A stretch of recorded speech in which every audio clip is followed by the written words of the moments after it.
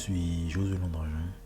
Bienvenue sur ma chaîne YouTube Saint Josué, une chaîne dédiée à la spiritualité, dédiée à l'activité spirituelle. En ce jour, en ce podcast, je présente la 4e étape du cheminement de paix qui est intitulée l'entretien de l'état de conscience. L'importance d'entretenir l'état de conscience est pour moi primordial. C'est pourquoi je l'ai placé dans la 4e étape du cheminement de paix. Je lis un passage de mon livre numérique, ma première transcription, qui est intitulée 12 méthodes pour être réaliste et présent dans l'univers. Ce chapitre présente l'instruction, le fait de pouvoir continuer à s'instruire, même à apprendre. Donc, s'informer, s'instruire permet l'obtention d'une ouverture d'esprit. C'est une étape cruciale avant le savoir-faire. La pratique de l'assimilation du geste sont un savoir-faire en direction de l'expérience. La connaissance est bien utile lorsqu'on la possède. Elle devient une valeur similaire à l'infini en fonction de sa nature. L'infini est en lien constant avec l'évolution, car elle s'accroît consécutivement. Le lien qui serait le plus simple serait cette phrase. Donc là, c'est ma citation. La connaissance est une valeur selon sa nature, puis devient infinie suite à son évolution. Donc bon, afin d'apprendre en de bonnes conditions, il faut un bon environnement et un caractère personnel humble et persévérant. Là, ce serait pour moi la meilleure introduction. Après, bon, je me dis, vous, comment entretenez-vous votre esprit ou votre conscience au quotidien? Est-ce que cela fait partie de votre routine? C'est bon. Chacun un peu différent. Chacun peut se donner le droit de voir comment bon lui semble vis-à-vis des informations qu'elle peut voir au quotidien ou même de façon hebdomadaire, suivant le cycle personnel. Donc là, c'était l'introduction de ce podcast, qui est l'entretien de l'état de conscience. Donc là, je vais passer au centre du podcast par le premier titre, les valeurs de la connaissance. Soit la valeur de la connaissance. La connaissance comme un chemin, soit c'est le premier sous-titre de mon titre, la valeur de la connaissance, qui est liée aux informations que j'ai transmises tout à l'heure, liée au fait de s'informer, de s'instruire, et du lien qu'il y a avec l'information et le fait de pouvoir la pratiquer. C'est-à-dire, c'est le sens que le savoir-faire, que le savoir, l'information donne à l'action. Le chemin, il se parcourt. Il y a beaucoup plus d'expérience par le temps pratiqué, par la mise en application, par la durée en elle-même, mais aussi il y a une forte importance dans la nature qui est mise en avant dans la recherche d'informations, dans l'utilité de l'information. Moi, je privilégie la nature positive. Pourquoi? Car la nature positive est un élément qui est très fort. Alors que la nature négative, en elle-même, l'information s'éteint. Il y a beaucoup de manques, il y a beaucoup de pertes dans le savoir.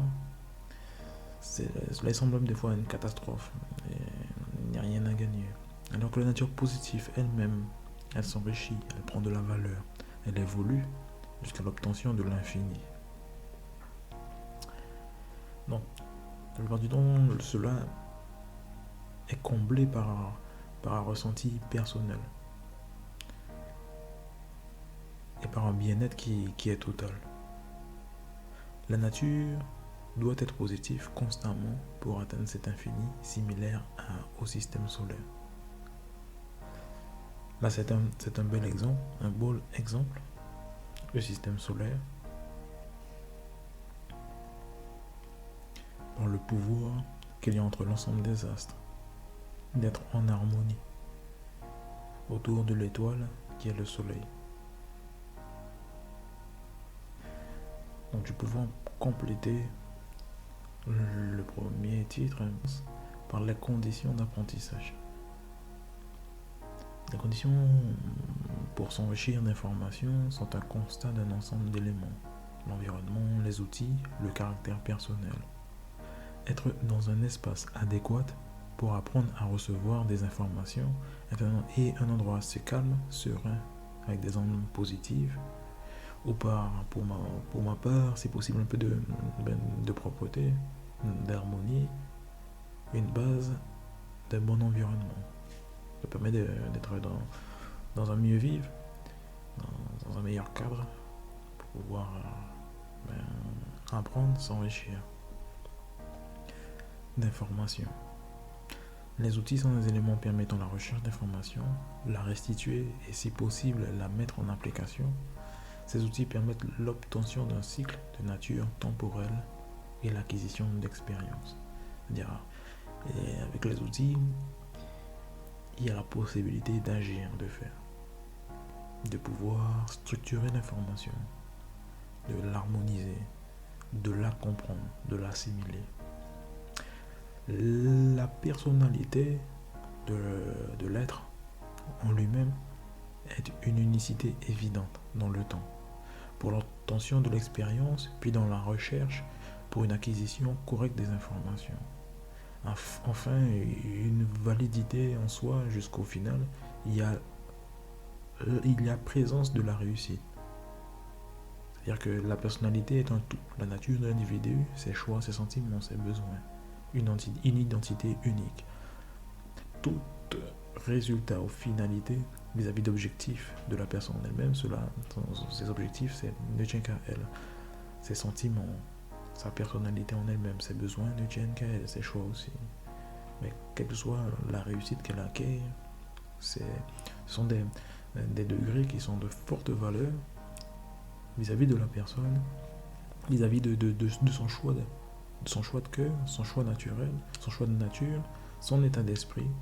Cela a d'une forte importance pour l'ensemble des échéances ou des recherches auxquelles elle met en place et des objectifs qu'elle place.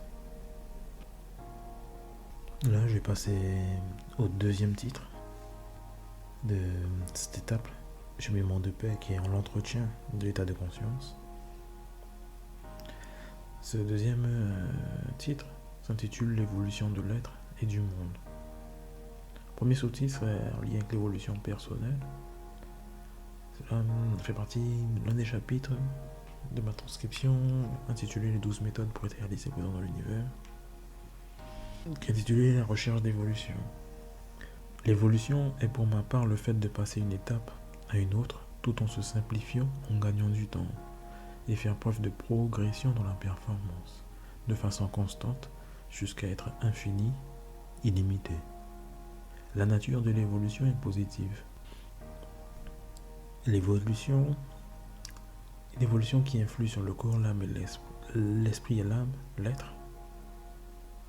Là, c'est un peu dans la globalité, c'est le constat de toute l'évolution de l'être. Lui-même, en totalité, de façon partielle, c'est un domaine issu des trois. Donc moi, j'ai parlé de cette globalité, j'ai parlé dans les détails qui seraient liés aux mathématiques. Je parle plus d'une logique, même si la logique en elle-même fait partie des maths. Donc, l'évolution est une approbation, une porte ouverte à des multitudes de choix nouveaux, apportant différentes opportunités. C'est un constat important pour la prise de conscience personnelle. Accédant au bénéfice de se poser, d'installer une vitesse de croisière ou d'y mettre quelques réajustements. Ensuite, faire place à d'autres objectifs afin d'évoluer, se perfectionner selon son but. Donc l'évolution est transmise d'âge dans les âges. Elle est un gage de réussite car elle est assurée de voir nos petits-enfants. Elle est une source sûre car La sécurité prise pour soi sera assurément meilleure durant les années futures. Cela fait partie du sous-titre, l'évolution de l'être et du monde, et qui est intitulé l'évolution de l'être, ou plutôt l'évolution personnelle. Je vais passer au deuxième sous-titre, du deuxième titre de l'évolution de l'être et du monde par l'évolution collective. Donc pour moi, cela est important d'abord voir les effets positifs ou négatifs de l'évolution selon les choix. C'est-à-dire selon les choix, mais aussi cela est lié aux conséquences, aux effets. L'évolution est primordialement positive par son apport qui est limité, mais des fois lorsqu'il y a un effet qui est négatif, par des fois des choix ou qui étaient vers un apport d'évolution, c'est que quand il y a eu des choix qui étaient dans l'objectif d'un apport d'évolution, tu vois, il y a possibilité de pouvoir rectifier et essayer de prendre du mieux possible, le plus tôt possible, bénéfice de constat. Le cycle terrestre est en fonction constante. Son évolution est due à une association de divers éléments cheminant à bon escient pour un cycle porteur. La non-extraction des gaz à effet de serre ou du pétrole entraîne cette évolution. Une sûreté dans la constance. La régression est présente lors d'un mauvais choix pris en compte. Lorsque tout ensemble, l'idée de fructification rapide a été primordiale. Ça a été un peu la cause. Le cycle ressent un fort effet dans le temps, le futur. C'est ce qui fait part de sa présence de nos jours. La température terrestre est déséquilibrée. Le cycle terrestre n'est plus le même et le prouve par des événements météorologiques. La canicule, les tempêtes, présence régulière en 12 mois, même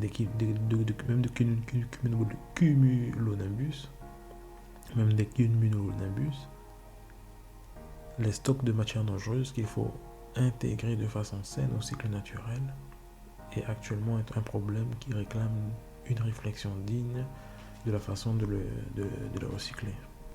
Pour une évolution terrestre totale, il est important de faire le bilan des origines du gène, des anomalies, des erreurs commises sur le cycle, afin d'utiliser différents processus naturels pour y remédier, puis recycler tous les éléments dus à ces anomalies au système afin de ne rien perdre, de continuer la prise de conscience et de fructifier la machine naturelle qui se construit et évolue. Après un constat d'utilisation par plus de la moitié de la population ou même la totalité des habitants terrestres à ce cycle naturel, les effets de la température et de la météo se ressentiront progressivement. Nous sommes actuellement dans une période où ces efforts doivent être fournis. La génération présente en est consciente et a la capacité de le prouver. L'évolution a aussi besoin de soi, de tous, pour reprendre des effets continuels pour les plus jeunes et pour les générations futures. Donc, ce qui concerne sur le point même de la nature, les générations qui sont les plus jeunes ou même les générations futures, donc les générations qui sont plus jeunes ou même les générations futures, sont aussi héritiers de l'ensemble du vécu et des problèmes qu'il peut y avoir sur le cycle naturel. Et ils sont en leur droit d'avoir un suivi qui va en direction d'un constat des bienfaits de la nature pour l'être humain en lui-même, afin que eux-mêmes, ils puissent continuer dans une totale évolution qui soit infinie sans fin pour les bienfaits naturels, mais aussi de toute la vie présente sur Terre. Je vais dire quelques mots sur l'humilité et la persévérance. Ce serait pour clôturer ce deuxième titre. qui est l'évolution de l'être et du monde. Actuellement, l'être humain est la source de vie, l'être de vie le plus évolué, un niveau le plus évolué habitant sur Terre. Il est en son droit d'être humble et persévérant, d'emmagasiner des qualités, de se préserver, dans le droit de se préserver pour continuer à évoluer.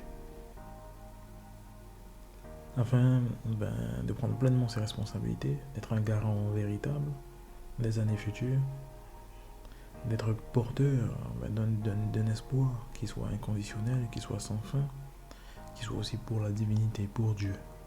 En conclusion, on pourrait dire que le résumé un peu le plus grand passage dans cette étape qui est vraiment de l'entretien de l'état de conscience.